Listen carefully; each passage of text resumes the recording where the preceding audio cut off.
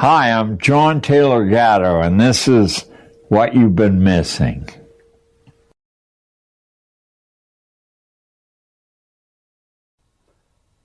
Nothing in the world can take the place of persistence. Talent will not. Nothing is more common than unsuccessful men with talent. Genius will not.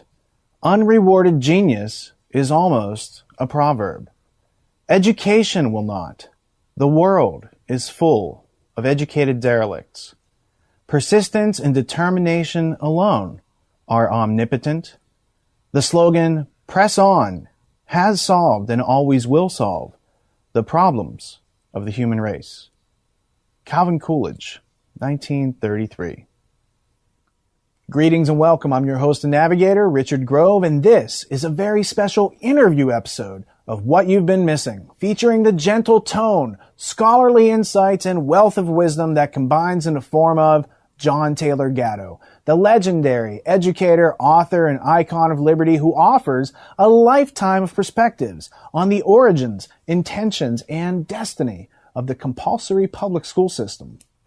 This 5-hour journey represents a landmark in American history and was filmed over 2 days on July 4th weekend 2011 in the Constitution State of Connecticut. This is a comprehensive interview session which not only memorializes John's life's work, but also embodies a return of our birthright as human beings. Truly an event which is relevant and relative to each and every one of us.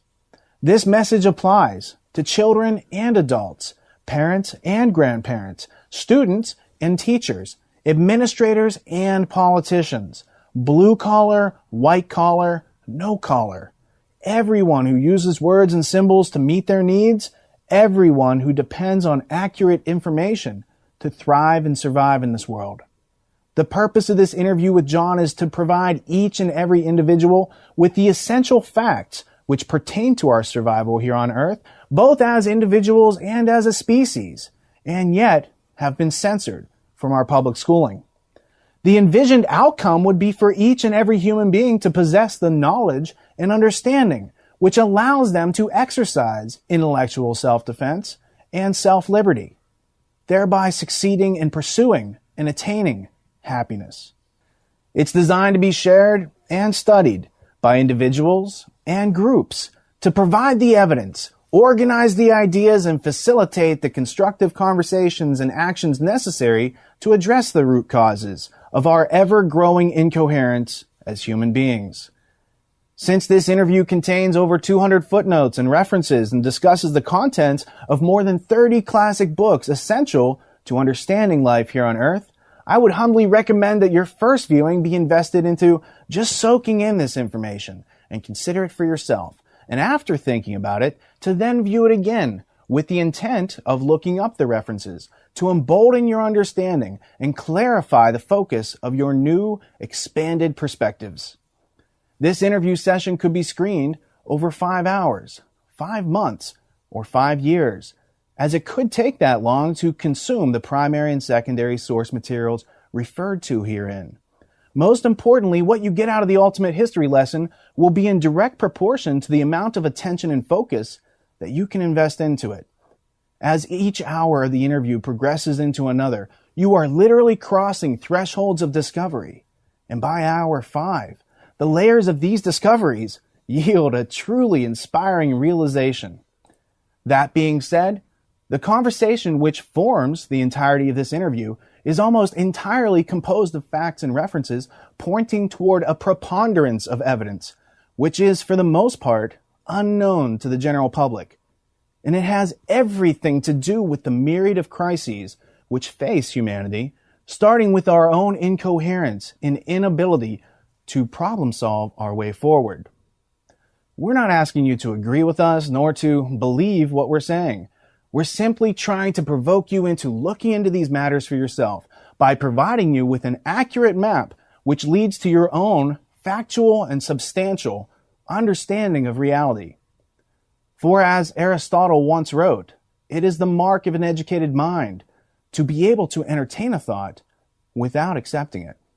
Through these interview sessions with John, you're going to be introduced to a variety of historical personalities and, we hope, curious to review the history which has led us to this point.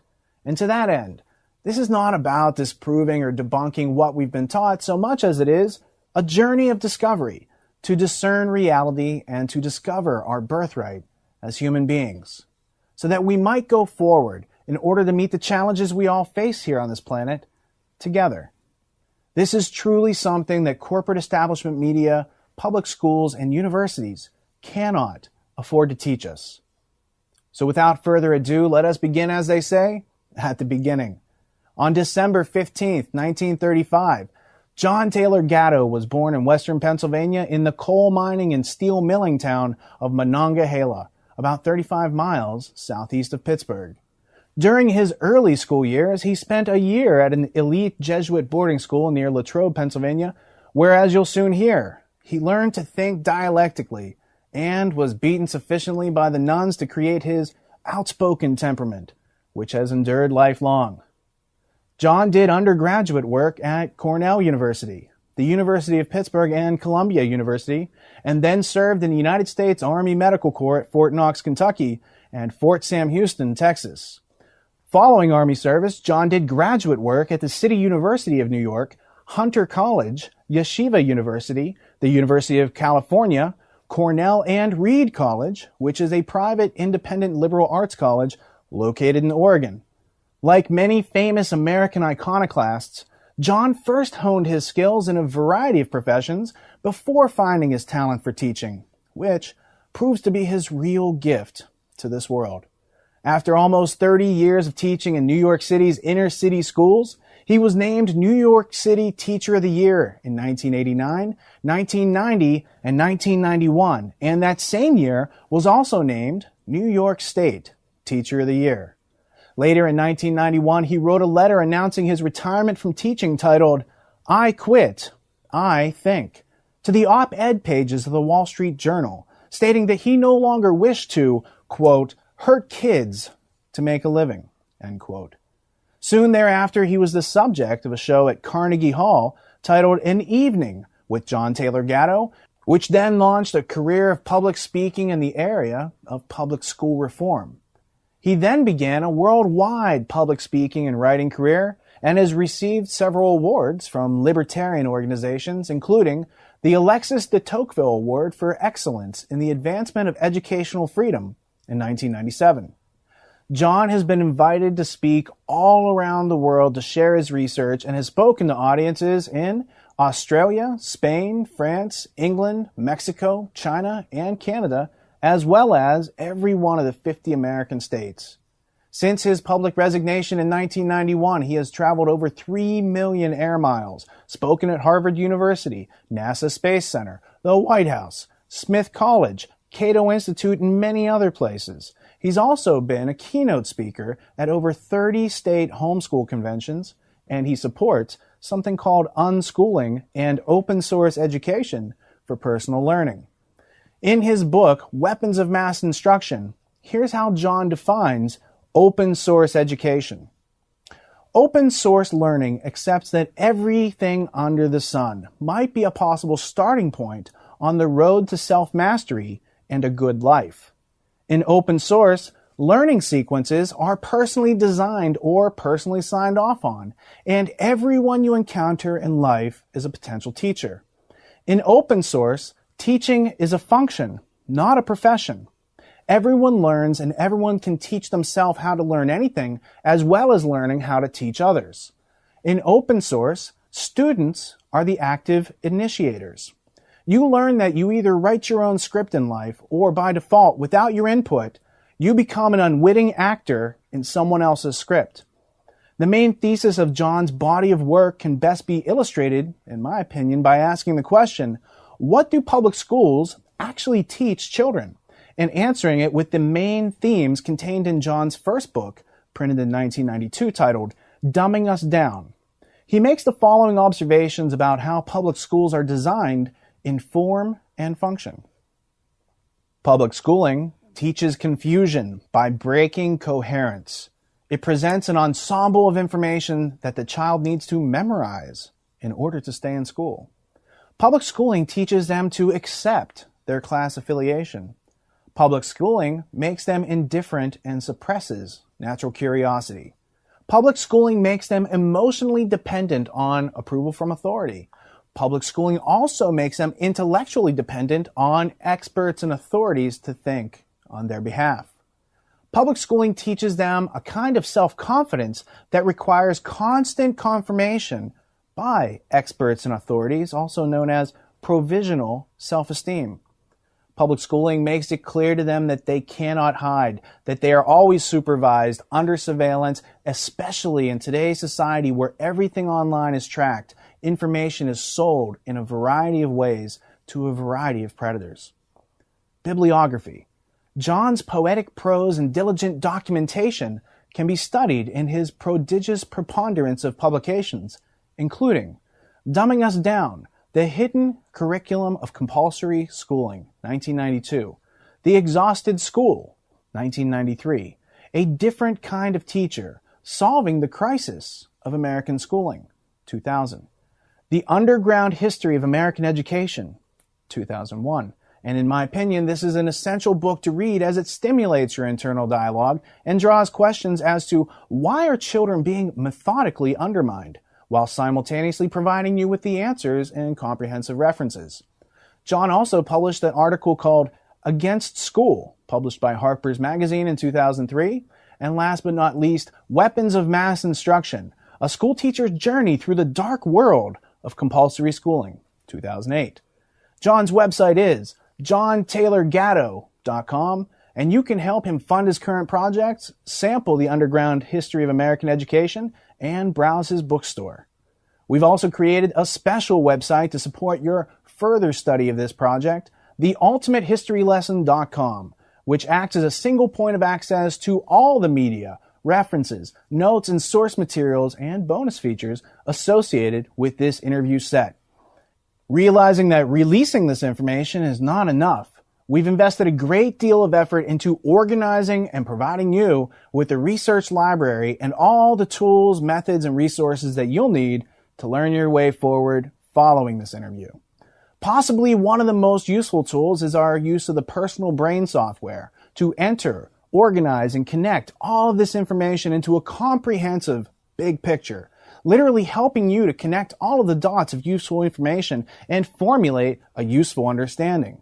We use the brain internally to help us organize the plethora of prolific facts, artifacts, and personalities that we've encountered while attempting to understand the nature of public education. In addition to hosting the brain models, the ultimatehistorylesson.com also hosts the video files for this interview set, as well as the audio-only versions of this interview in MP3 and CD format so that you can listen to it on the go. This site also hosts the footnotes, links, references, and PDF versions of the classic books discussed, and in the near future we'll be adding subtitles and translation into multiple languages and much more. TheUltimateHistoryLesson.com links you to our educational media producing partners, as well as the Tragedy and Hope online community, wherein you can leverage the research, methods, and tools in an international online community designed to be a fear-free zone of mutual respect, wherein individual explorations are shared to empower everyone with a comprehensive understanding. The Tragedy and Hope online community is free to those who need it and sponsored by the individuals who can afford to support our educational projects. And since this project was funded by more than 50 individuals in the Tragedy and Hope online community, I would especially like to thank those of you who gave us the ability to invite John and produce the Ultimate History Lesson so that this empowering information can be understood worldwide. We also produced the Peace Revolution podcast, a virtual classroom for adults designed to point out and provide useful perspectives, resources, and organized information. Each episode contains a subject of study essential to understanding a comprehensive view of reality, all of which is focused on providing you with the history, contextual information and references, and the various methods and tools so that you can learn for yourself that which public schools cannot afford to provide. Specifically, we've produced episodes 41 through 45 of the Peace Revolution podcast, which feature all 5 hours of this interview coupled with historical analysis and commentary, which we provide to help you really understand what's being said. These episodes amount to another 15 hours of educational content, which is also available on theultimatehistorylesson.com, providing you with the metaphorical handles, if you will, so that you can grasp this material and use it to your own advantage in everyday life. Unlike any other interview you've ever witnessed, the conclusion of the Ultimate History Lesson is actually the starting point on your own personal journey of discovery. Due to the fact that we're trying to do something that hasn't yet been done, I've edited each hour of this interview such that from the crack of the slate until the end of the tape, you're witnessing John in a natural and forthright representation of his presence, and nothing he states in the coming hours has been taken out of order, out of context, or otherwise adjusted for theatrical purposes, as I feel that it would not be to anyone's benefit to change the flow of energy as it happened.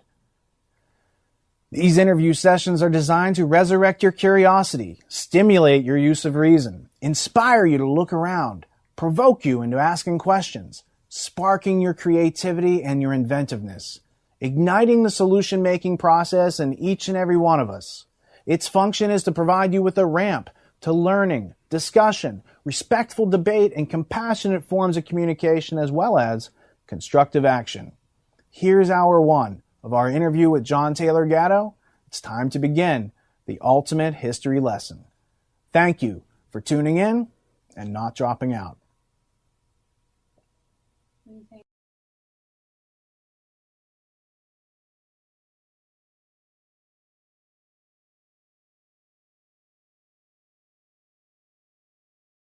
You know, for pushing that button, you get a camera credit. That's pretty good. That's right. Awesome. There we go.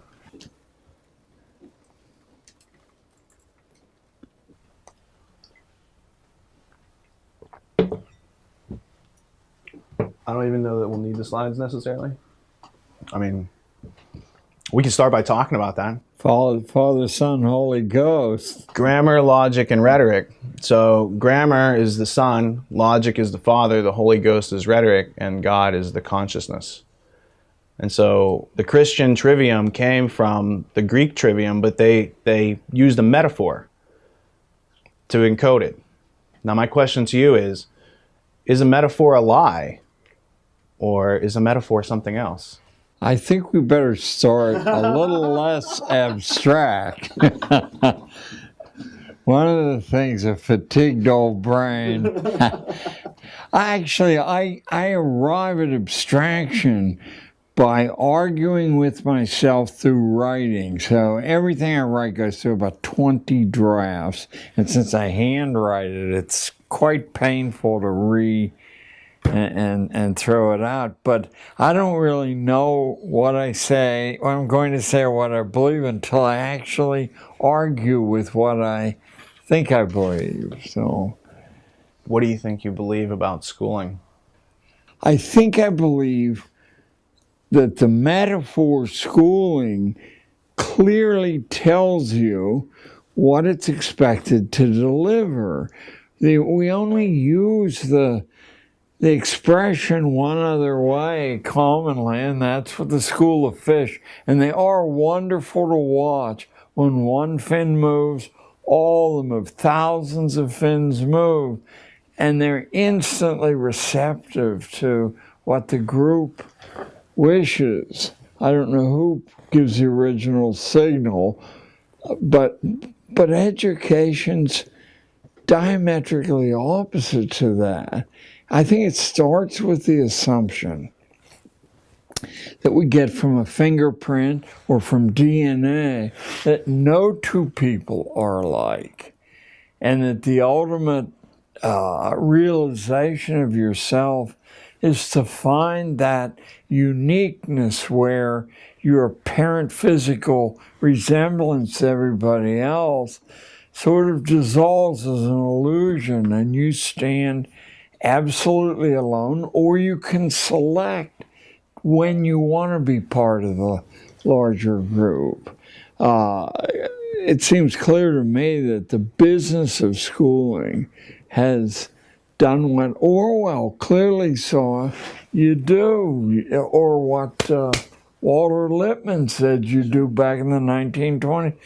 You steal the key language of the person or the group you want to overthrow, and you redefine it, and people then become confused. It's Newspeak in 1984.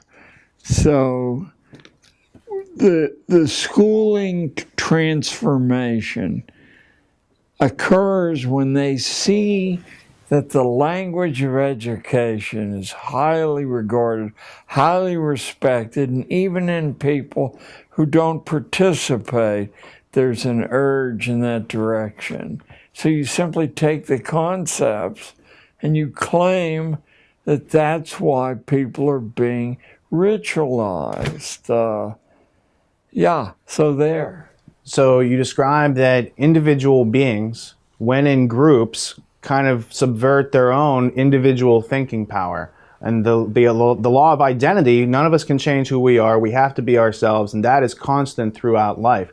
So it's about figuring out how to remain individually self-reliant and self-sufficient as going through these systems that are trying to change us and to make us less self-reliant and more. Very much so. And I think the awareness of these contrary dynamics is what gives rise to the theories of dialectic.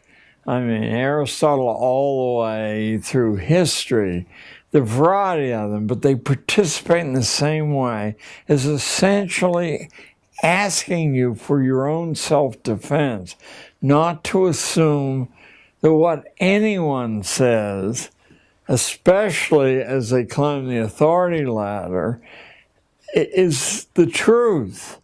Often the misinformation comes from innocent self-delusion, but just as often as you move up the power pyramid, it comes from a malign intent toward your own individuality.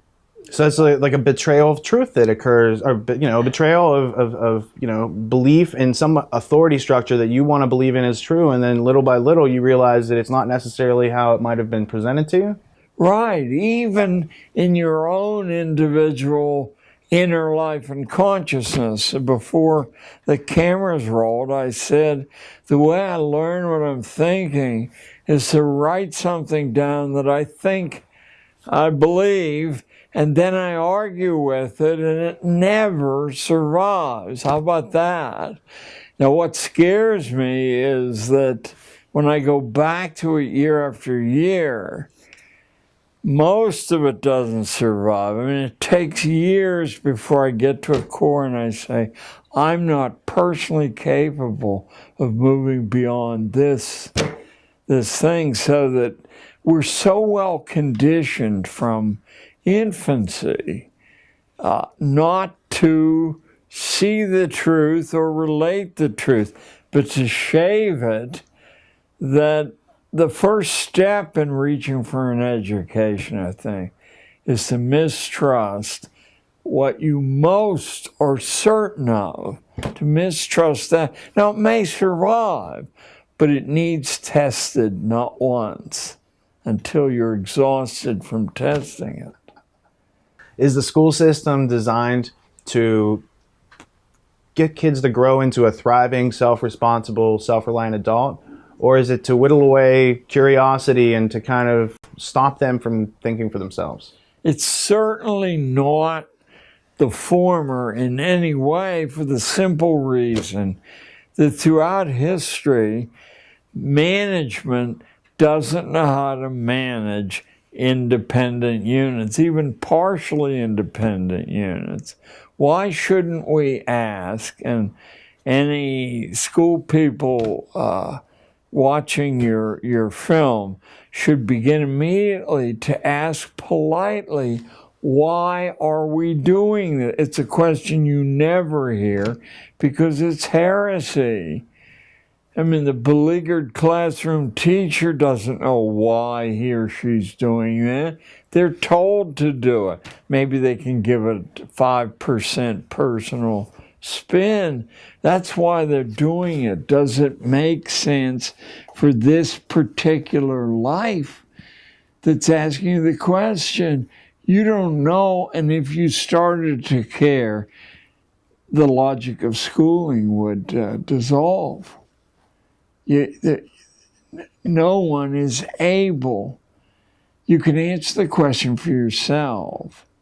I used to say to my classes, and over the course of 30 years teaching, I taught kids from the Gold Coast to the Upper West Side of Manhattan, and I taught kids from the center of Harlem and Spanish Harlem.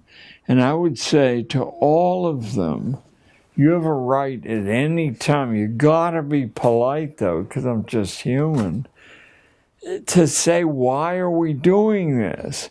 And if I can't produce an answer that convinces you that I believe it, then you have a right to opt out and do something else, as long as you don't run wild and bring the whole house down.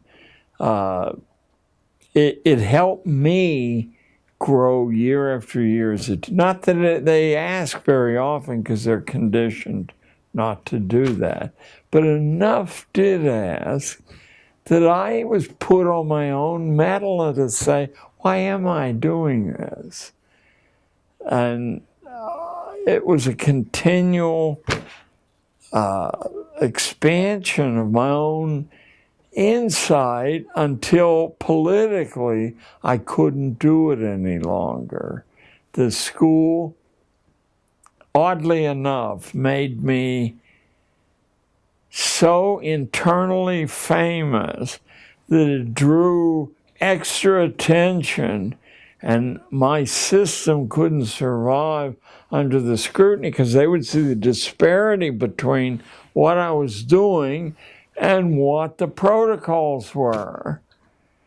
So there. So it sounds like if I'm trying to get to the root cause of why your teaching career ended, it sounds like you started asking questions, John. And it sounded like the question started with why, with a question mark, and then maybe you were asking some other, like, the 5 W's plus how, and you were actually getting observed Constantly knowledge. asking myself questions, then forcing my classes to ask me questions and themselves questions, and eventually the productive output of my classes was so great, inadvertently, I didn't care how the school measured product, but it was so great that I would get visiting delegations, sometimes on a daily basis, for months, and they would leave baffled because they wouldn't see the drama unfolding that they understood as schooling, and they were right.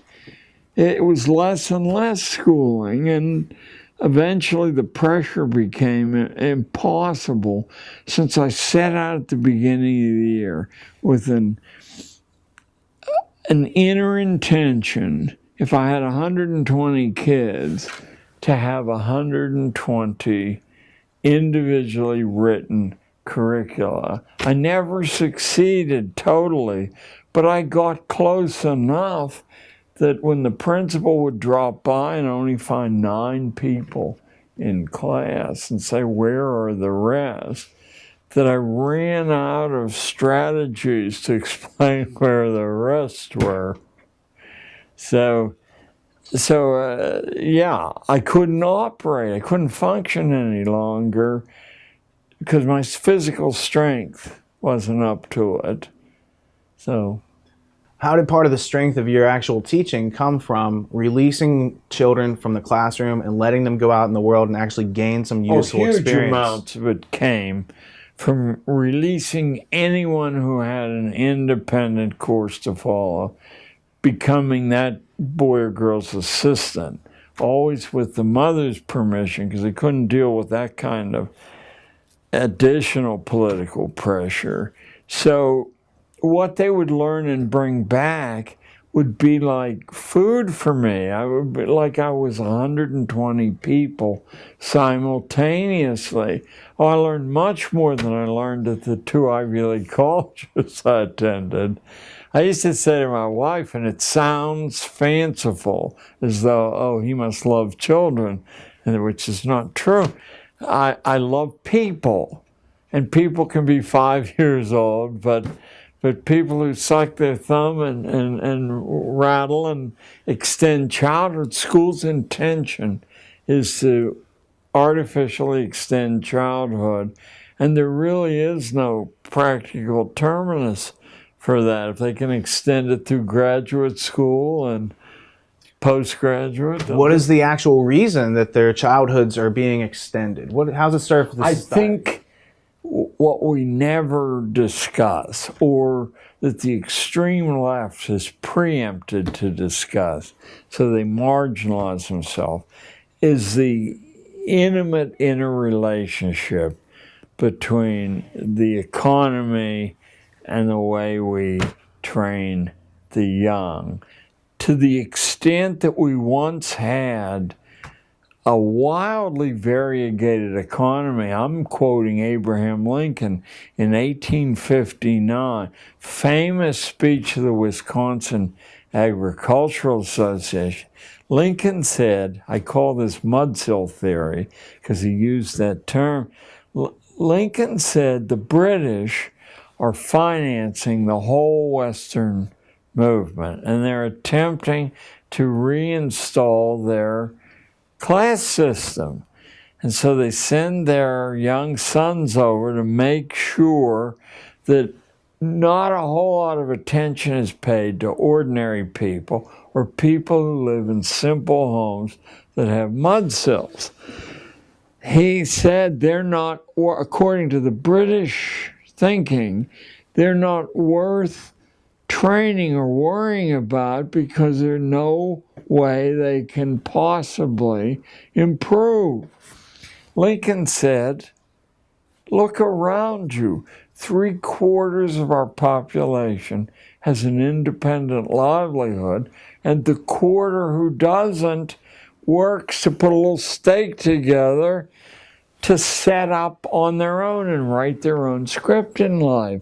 He said, as a consequence, we don't have proletariat as they do in Britain and Germany and the European nations, and we aren't able to have a factory system where it exists in this country, which is in New England, in the textile industries. A factory will have 30 or 40 employees. They'll usually be young women waiting marriage. They'll be served tea at their machines, and there'll be opera performances staged for just to keep them at the machine, because these independent livelihoods lead to totally private, independent systems of value. So the British are wrong, but of course the Civil War changed that. We're sold that it was a great crusade against slavery by the school system. The major historians who've turned their attention to that say, to a person, that slavery was already dead. It was staggering through its last couple of generations, not because of a moral transformation on the part of plantation owners, but because the wives of the plantation owners were scratching their head and saying, the boss, my husband, vanishes for a couple of days. We have all these new slaves, and they're not black anymore. They're various shades of brown. So I'm thinking right now, I think Vern Parrington, but a number of historians 50 years ago said slavery was on its last legs because the Southern womanhood wouldn't stand for it any longer. Russia, I believe, had freed the serfs. Britain and the continent had done this thing. We were going to do it too. But it gave a nobility to the necessity to get rid of the Southern politicians who were trained in dialectical thinking, in rhetoric, and could run circles around the northern politicians in Congress. They could produce the most compelling arguments for this or that. And so the South had to be gotten rid of. From my understanding, those dry goods like cotton from the South that were produced by slaves were then going to factories in the North. And the factory owners in the North figured out that the slave owners were paying too much overhead. It cost a lot to keep a whole family fed, etc. And there were letters exchanged, and they actually discovered it was cheaper. Why not make everyone a slave who doesn't know that they're a slave? A wage slave. Right. And think only about the welfare idea. If you have a plantation family and you require harmony, even though some people are very subordinate, if somebody gets sick or too old to work, you can't in fact do the Simon Legree bit and get rid of them, or what happens is morale collapses. So you have to care for them. The discussions on the highest level among northern industrialists was, why should we have to support Deadwood here? And we could do that if they were wage slaves. Yeah. And furthermore, people like Count Tolstoy was well aware of the hardcore underneath the romantic arguments, and so were a number of other people. But the public dependent upon media and pulpits, which were subsidized by the owners, they couldn't find a zone where they could think clearly, or someone would say, yeah, here's the truth, think about it. Early forms of mass media propaganda from the pulpit or the newspaper. Or the Chautauquas. Right. Oh, absolutely. The Chautauquas were put together by intense... The family that began Harper's Publishers and had the very prestigious journal of the time, Harper's Weekly. Louis Lapham, the Lapham family? Well, Lapham's a very latter day. His grandfather was in charge of Harper's, though. And he was mayor of San Francisco, I believe. Mayor, he was, when the UN came in. And he told me that his boyhood was filled with foreign dignitaries in the home as house guests, or throwing back a glass of wine. So you can actually trace the small number of families behind the Chautauquas, which were the most compelling mass media of the day. And you'd hear about what was going on in Boston, out in Cincinnati, and you'd want that. And selectively, ideas and ways of thinking were introduced to the best people, and they used their local prestige to make sure that, it's a natural process. So what we got was a second American Revolution between, 1865 and about 1910. This time the British won again, but they didn't win by force of arms, but by force of insight into the way opinion is created. And when the skilled workers who had intense pride and really were the key to the prosperity of early industrial operation, commercial operation, when the skilled workers understood their power, then industry and commerce were mechanized intensely, and you wiped out the need for skill. You took less quality, but now you had less contention, less argument. Carnegie was instrumental in eliminating the influence of skilled labor, and it continued right through the 20th century. What influence have the Rockefellers had on organized labor, skilled labor, education? the Rockefeller family can actually be traced way back in Dutch history. There's an ancestor of the Rockefellers who set up a rather detailed plan for global government hundreds and hundreds of years ago. It had just one of these flow charts that showed how you were going to do that or not. But or the great irony, of course, is that Rockefeller and Carnegie's families were fringe people in the United States, but using their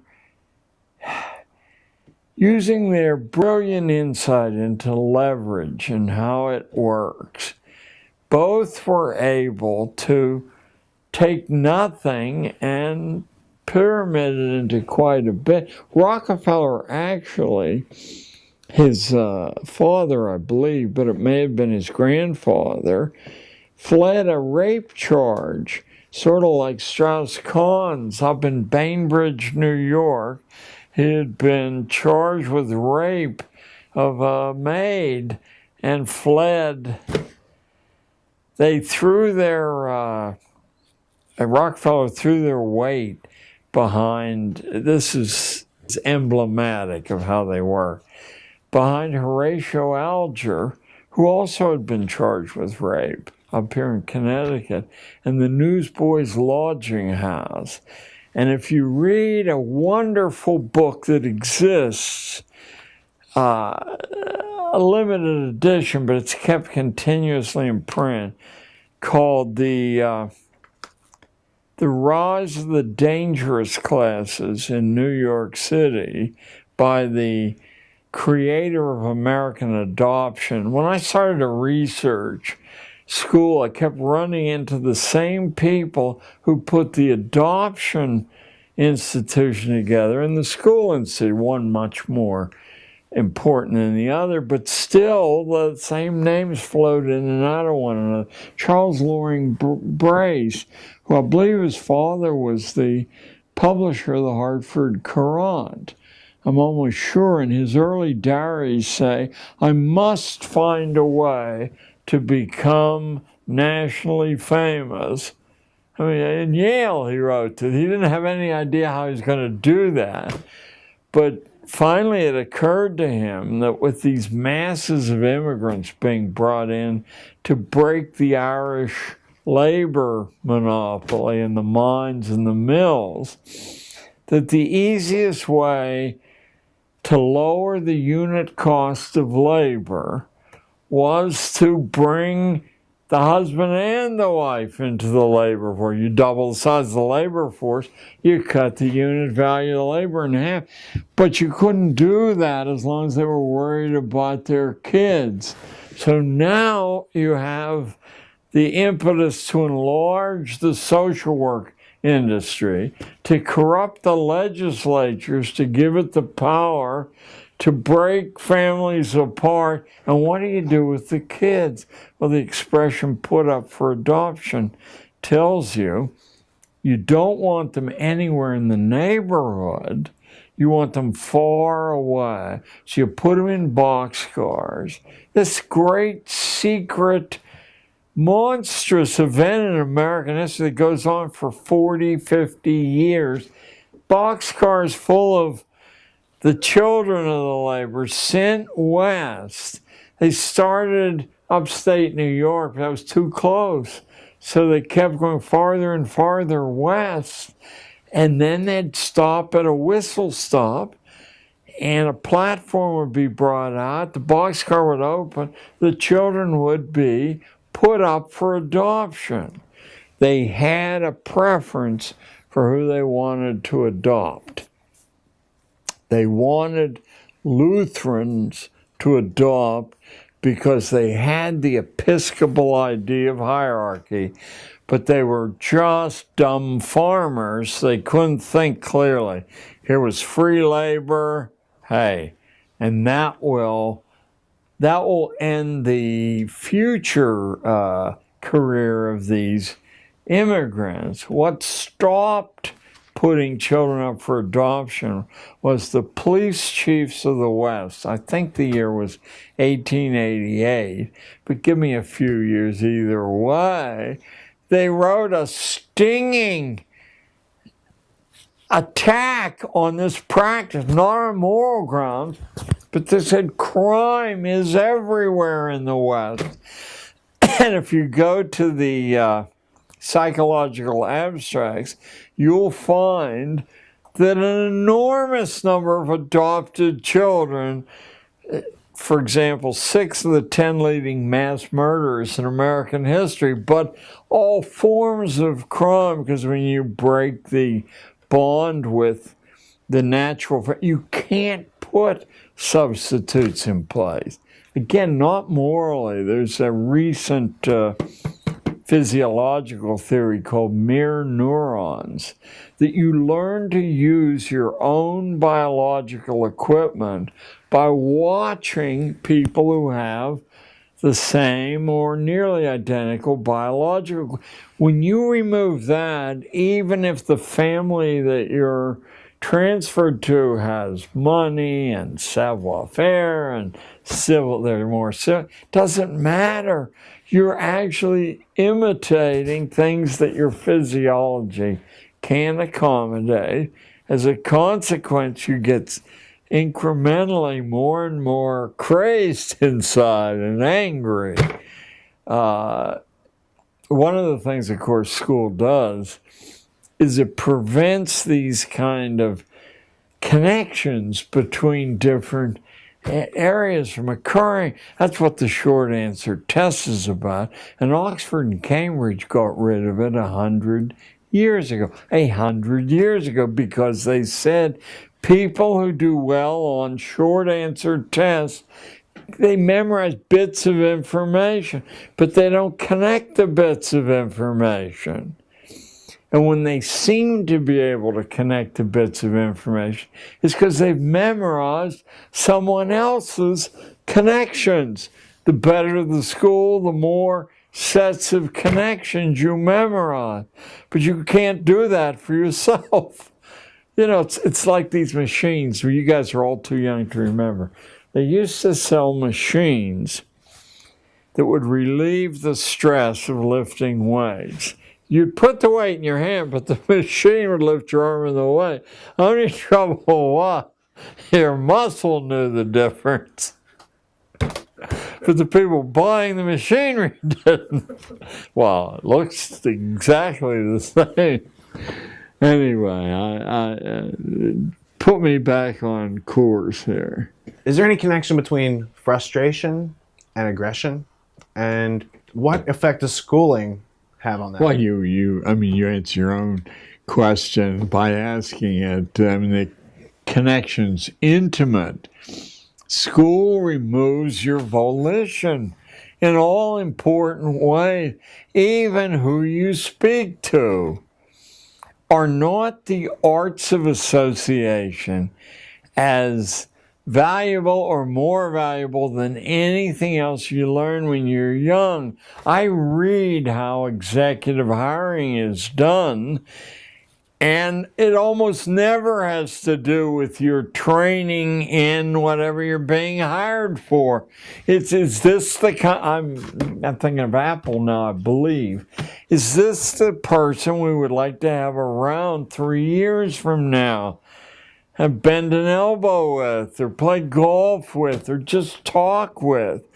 I mean, and that's why you're passed from set of executives, so they can sign off, yeah, he's okay, you know, we can, but we don't tell kids that, right? It's people who have the highest grade point average and the highest SAT scores. Well, I spent an hour not so long ago, within 10 years, with the admissions officer for Harvard College, and about 30 years ago, an hour with the admissions director at Princeton. And let me tell you, their polite dismissal of grades and SAT scores was intimidating to listen to, as if You'd have to be crazy to let somebody in. Let me see if I can condense how you get into Harvard or Princeton. Of course, you get into both by donating a building, but how do other people get in? They're being analyzed on the basis of their ability to either become wealthy or famous. Either one will work. Famous, like wearing a billboard saying, I went to Princeton. There's that actress Jodie Foster. I went to Princeton. Look at where the rest of the actors and directors went. They didn't go anywhere, but Jodie did. So that's one we hear about. The Harvard lady said, we look for a record of excellence. And what does excellence consist of? It's sometime in the first 18 years of your life, figuring out how to add value to the people around you. Although she didn't say this, in a way that catches public attention. So you might walk across the United States or bicycle the perimeter of the country or row across the Atlantic Ocean. Those are physical ways. You might start a little charity or set up some weather service or some pollution monitoring around Hartford. There are a substantial number, a small fraction, but a substantial number of kids doing this as we sit here. They're writing a record of being able to add value to the community around them. And then the other fellow, the Princeton guy, said the same thing in different words. I asked him, this is about 68 roughly. I asked him, what part of a resume submitted do you look at first? And the answer metaphorically caused my jaw to open. Hobbies, he said. I said, I've been taught all my life, leave that off because it's not germane. He said, on the contrary, it's the only honest information you're likely to get. How does someone spend their time when it's their free choice to spend? He said it's a window into their mind and their heart. Well, what kind of hobbies? He said, well, ideally someone would have a physical hobby, an intellectual hobby, and a social hobby, because that would show they're exploring these large. Well, physical hobby, you mean football, baseball? Well, he said, it's better than nothing, but we would prefer not to see teams. I said, I've been told all my life that team sports identify your ability to work in a team. He said, what happens in a team sport is if you decide to dog it, it's very hard to tell which guy on the line has dogged it or not, or which running back has gone down quicker than he should have gone down. There, he said, we prefer solo hobbies that involve physical danger. You mean you want kids to put their necks at risk? For example, what? I said. He said, well, horseback riding is a dead giveaway. The horse weighs a half a ton or more. If you do trail riding, you don't know what you're doing. Your head gets caught on a branch and you're the headless horseman. If the horse doesn't like you, it'll roll over on top of you. And I know immediately, because that last time I rode a horse was down in Veracruz, Mexico. The horse didn't like me. Took me out on the main highway with crazed Mexican drivers going 100 miles an hour in 18-wheelers. And it laid down on top of me. I was terrified because I could see these trucks coming. Didn't like that. Was the last time I rode. So he said, you have to actually know what you're doing. You can't say, is this an A job or a B job? If you live and are intact, it is. Then he said, sailing a small boat, these little 12-footers, outside of land. If you don't know what you're doing, you end up in the middle of the Atlantic, or if wind comes up, you can't see landmarks because of the waves. I said, but those things are associated with the prosperous classes. What could somebody in ordinary circumstances do? He said, well, we just let somebody in. This is probably one of the nicest factoids in my mind, in my life. We just let someone in who invented his own sport and kept records competing against himself, his past performance, his present performance. It was, get ready for this, visualize this, seatless unicycle riding over broken terrain. If I had 10 lifetimes, the thought of doing that wouldn't occur. Started getting on a unicycle, let alone one without a seat, let alone riding it over broken terrain. So they let him in because they knew he was on the fast track. So we tell these lies, and of course many of the people who tell the lies believe the lies. Well, surely they're going to take valedictorians. Well, last year Harvard turned down 8 out of every 10 valedictorians who applied, and the 2 they took in, they didn't take in because they were valedictorians there. So by removing this component from the student imagination, you can control to some extent who even applies to Harvard and then who gets in, who applies, because they don't know what they're doing. What's the IT garbage in, garbage out? So what I would do was I would examine. I have a friend who started a tutoring service called the Princeton Review, and 20 years ago, they were charging $300 an hour. I have no idea what they charge now. But what they did was crack the code of the questions on standardized tests. And Adam Robinson was his name. Adam took his money and left the Princeton Review to his partner. But Adam has written a book well worth, I think, your group looking up, called What Smart Students Know, Random House, What Smart Students Know. Adam was certain that you could pass standardized tests without having any knowledge of the subject, as long as you understood the constraints, the question architects were under. For example, 2 of the 4 answers offered are always so absurd that if you know that, now you're left with a 50-50 guess. I had figured out when I was in high school that if you had some way to measure the angles on the little geometric figures on the test, that you didn't need to know. You could arrive at the answer simply by, a simplistic means.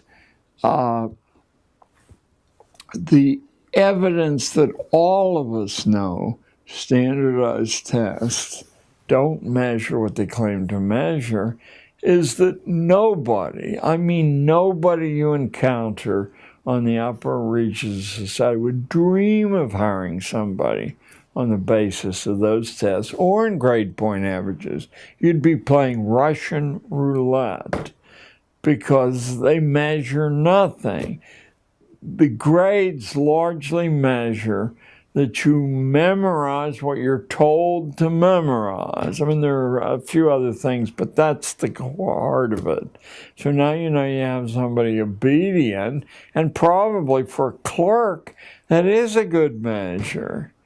Not for someone who has to adapt to changing circumstances, by the natural selection process of reality. It's fairly easy without being a wise guy or very learned, as long as you retain the ability to think independently from the data in front of you, to penetrate the masks, the contentions that don't conform to everyday reality. So no one will hire you as a CEO and ask you what you're saying.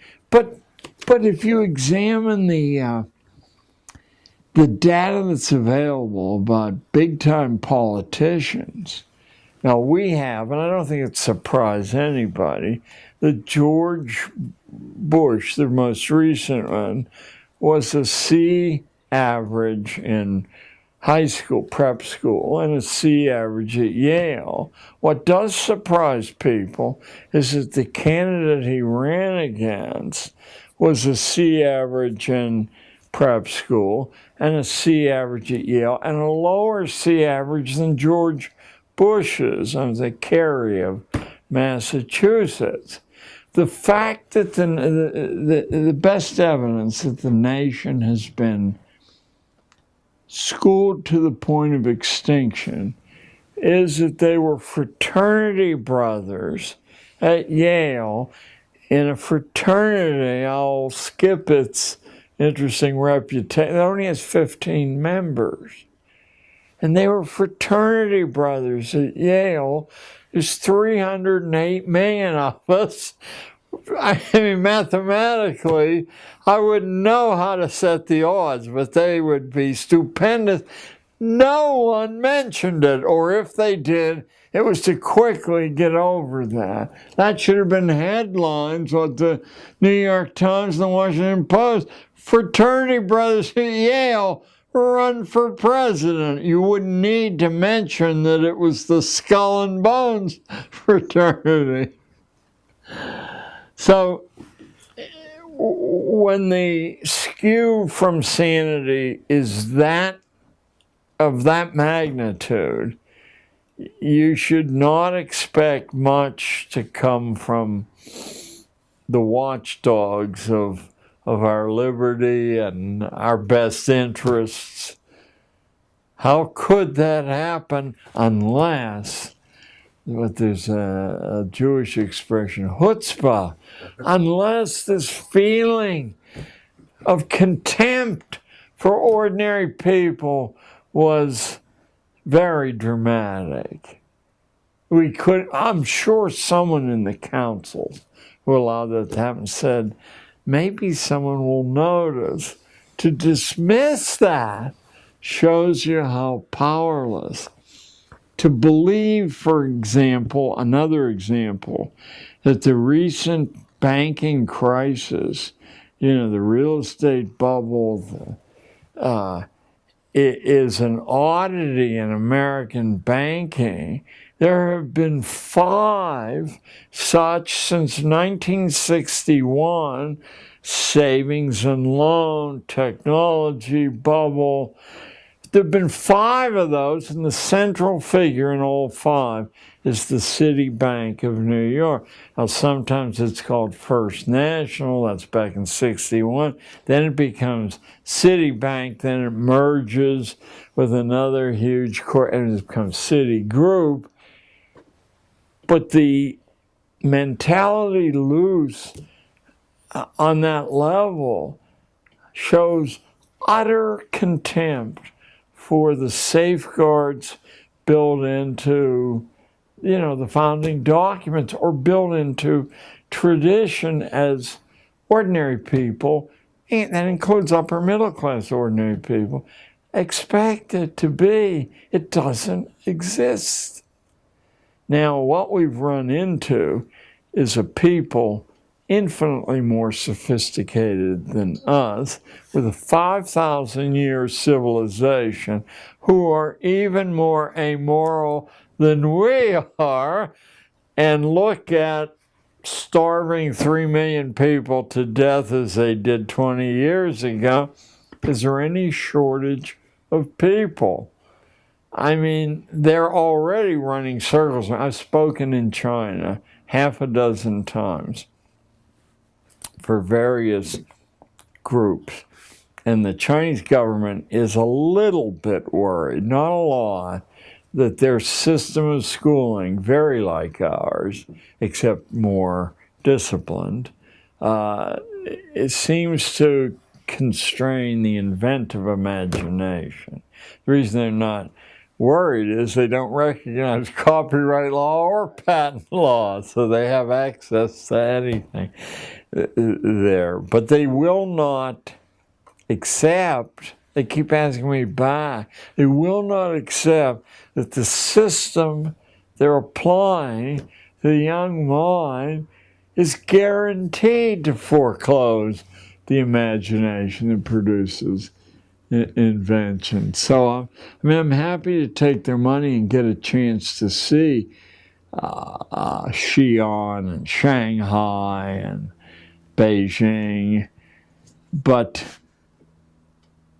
they will follow the course we follow. It'll just take a little bit longer, that's all. Your turn. In China, they have the outcome-based education system, but they're seeking to tweak it so that they can kind of improve it. They said that we want to keep our people under control, but we want them to be more creative and productive and efficient and happy while they're doing it, right?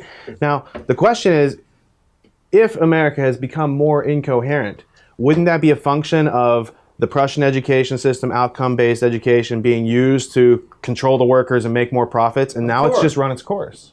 It's run its course. We're exhausted now. Our schooling is exhausted, and the national vitality's been exhausted. I'm glad you used the term incoherence. About 3 or 4 years ago, the Financial Times of London, on the editorial page, accused us of being you may have read the same piece I did, an incoherent society, that we had lost a reason to be a nation at all, because subsidizing bankers and drug companies wasn't a sufficient reason to proceed in history. Yeah, we're incoherent. Nation comes from the root family, and we no longer have a concern other than a rhetorical concern with one another. I mean, obviously there are many individual exceptions to that, but the government clearly has no such concern. We have evolved an economy that depends upon constant warfare. And even though it was stretching it in Iraq and Afghanistan, when those are over, we must have another conflict. We're going to have to stretch it even further and maybe attack small islands, Fiji maybe, because they represent a menace. Being a child of World War II, the idea of calling something a war where the enemy has no Army, Navy, Air Force, intelligence service, where they blow up their feet in their underwear, it just stretches the bounds of the ridiculous to call it a war. But we got an object lesson from a television comedian who said, when you fly planes into a building, it certainly shows you have courage. And that was temporarily the end of his career. You do not speak in opposition to the main force driving events. Yeah, yeah, no. To look at America between, let me roughly say, 1800 and 1865, and then from momentum right up to the First World War, there's this explosion of invention, and it comes from the unlikeliest places. It does not come from university-trained inventors. It comes from everywhere. It's the way people saw the world around them. They saw the elements, the raw material. They processed it a slightly different way, and then they had the the rhetorical capacity to say, hey, look, there's a better way to do this. It was happening so frequently that a crisis occurred in capitalism. And without understanding this crisis, you really can't understand why our schools are the product of the Rockefeller family, the Carnegie family, the Astor family, the Vanderbilt family, the great capitalist families. They understood that the real problem in successful capitalism is assembling capital, getting people to give you their savings on the promise that you'll give them more back. But if you have people in an inventive matrix who can look at the way the expensive businesses doing things open up across the street and either do it cheaper or better or simply open up somewhere else where no one is doing it, capital is always at great risk. So oddly enough, I don't want to claim credit for what really is a brilliant insight, but I want to crave credit. It was openly discussed, let me say, from 1880 to 1900. We were being forcibly converted from an economy of small farmers, small engineers, entrepreneurs, into a corporate economy. And these men doing it, they weren't intellectual dumbcoffs. They could see that as long as the American inventiveness was loose like a wild beast, they were going to have a lot of trouble pulling. Someone would say, but I saw, Jack, and he went belly up. So Prussian schooling, which had, for a different reason, had been out to destroy the imagination. And let me say to anyone listening to this, when someone makes a reckless statement like that, you make sure they can document it. And I will document it as long as you're willing to walk to your local public library. Because in every public library worth its salt in the United States, and in every college library, you will find a collection of essays by a Prussian philosopher, Johann Fichte, who was the immediate heir to the University of Berlin's philosophy department, which had been under Immanuel Kant. Fichte wrote a series of, it was over a dozen public essays to the Prussian king from, let me say 1808 to about 1818. They're called Addresses to the German Nation. And the provocative event that set the first one off was the Prussian army, which was the Prussian economy, renting soldiers, stealing other people's stuff, had been whipped by Napoleon's amateur army at the Battle of Jena in 1806. And Fichte said it was because this demon imagination was loose among ordinary soldiers, and in situations they would override the orders from headquarters about what to do, and that's why we lost. Now, what should fascinate anyone listening is That's exactly what the so-called liberal philosopher Spinoza in Holland had said in 1690 in a book called Tractatus Politico Religico-Politicus. Tractatus Religico-Politicus. Spinoza said that the ordinary population was so psychologically diseased, murderously so, there was no way to heal it. Just as Fichte, 125 years later, said there was no way to heal the disobedience gene in people who thought for themselves. Fichte said we have to set up a system of forced schooling, universal forced schooling, in which we destroy the imagination. Bells, ordered lessons, constant testing, rankings. Now, if it were only those two major figures, but you now can go back a few hundred years in history to John Calvin's Institutes of the Christian Religion, which is this thick, tiny print.